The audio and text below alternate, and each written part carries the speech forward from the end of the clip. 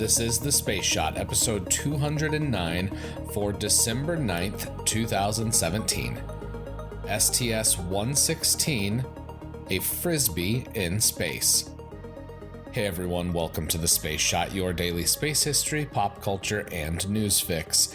I'm John Molnix. I've got a few things I want to touch on before we talk about space history today. This past week has been an absolute blur.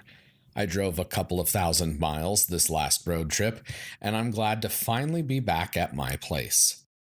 I did the first few live episodes of The Space Shot, and making those episodes is a little bit different than doing the podcast.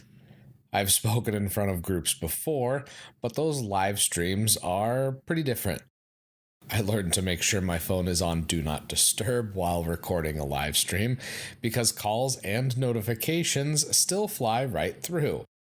Anyways, I enjoyed doing the live shows and I'll be doing more of them in the future. Over the next few months, I'm sure I will do a few at home, so you'll all get to see Mr. Tim instead of just hearing him like you do on some episodes. Now that I'm back home, I will be getting back on the early morning release schedule for the podcast. You can look for those episodes to be out around 3:30 a.m. every day.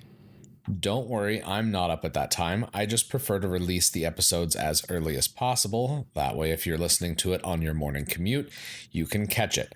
For those of you that do listen to the podcast in the morning, I apologize for today's episode being out so late. I appreciate everyone that's left reviews for the podcast. It really means a lot to me, and it does help more people find the show. If you could leave a review, and if you screenshot that review, send it to me at John Molnix pretty much everywhere on the internet, and I will send you a Space Shot sticker and a little thank you. I have one mission that I want to mention today, then I'm going to get back to my blood orange hard cider and finally finish Artemis.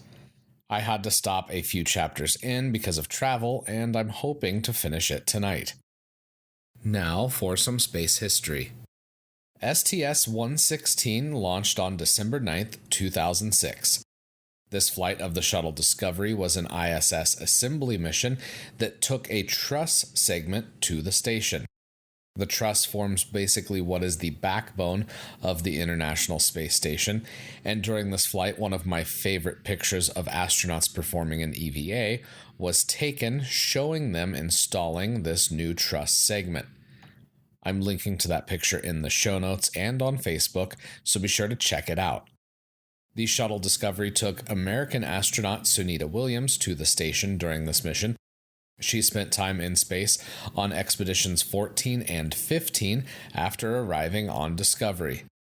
I've talked about Sunny Williams before, back in episode 195. She's the astronaut that ran the Boston Marathon from space during her stay on the station as part of expedition 14 and 15. She ran about 9.5 miles during the time it took the space station to complete one orbit of Earth. During STS-116, the first Swedish astronaut also went into space. Apologies for probably not pronouncing this correctly. Christer Fuglesang flew on 2 shuttle missions. During STS-116, he took a Frisbee into space, and according to the NASA press kit I was reading for this mission, he held the national title for the maximum time aloft for a Frisbee in Sweden. On a funny note, from what I can tell from this video, because the audio is not in English, he broke his world record for the maximum time aloft for a Frisbee. Although I'm not entirely sure if it's fair to toss a Frisbee in space, since they can fly for a long time in microgravity. Check out the show notes for a link to this video. Besides flying a Frisbee inside the space station, he also participated in spacewalks. Now, I've got one piece of space news before I end today's episode. An article from earlier tonight by Jeff Foust at spacenews.com shows that there's an FAA notice that, quote, closes airspace above Blue Origin's test site between December 11th and 14th from 9:30 a.m. to 4 p.m. Eastern each day.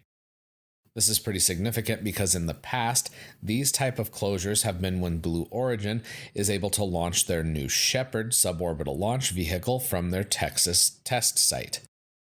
As is the case with their test flights, Blue Origin has not provided detail, but I'm hopeful we'll know more in the coming days. I hope you enjoyed today's podcast.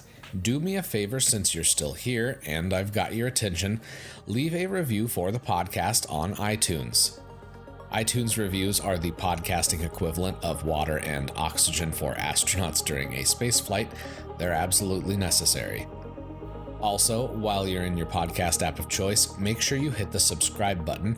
That way you don't miss any of the daily episodes. As always, the show notes have more information on today's episode. You can hit me up on Instagram and Twitter. Find me at John Molnix. I'm always up to chat. You can also connect with me on Facebook. Just search The Space Shot or click the link in the show notes. Tomorrow, I go rogue and catch up on some reading. I'm John Molnix, and I'll catch you on the flip side.